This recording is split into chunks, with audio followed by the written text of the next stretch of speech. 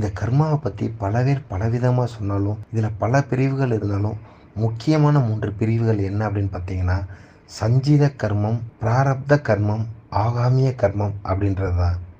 அதாவது சஞ்சித கர்மம் அப்படின்றது நீங்கள் சேமித்து வச்சிருக்க வினைப்பயன் அப்படின்னு சொல்லப்படுது.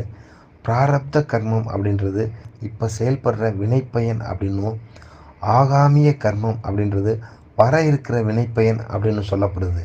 இதை நல்லா முழுசாக பார்த்தோம்னா, சஞ்சித கர்மம் அப்படின்றது சேமித்த வினைப்பயன். அதாவது பல கோடி மனுஷ பிறவிகளில் ஒரு ஆன்மா நல்வினை தீவினை சேர்த்து தர்றது இந்த சஞ்சித கர்மம் அப்படின்வாங்க.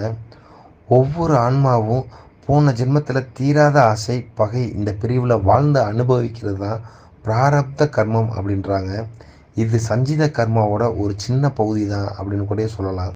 ஆகாமிய கர்மம் அப்படின்றது வர இருக்கிற வினைப்பயன் அப்படின்னு சொல்லப்படுது. அதாவது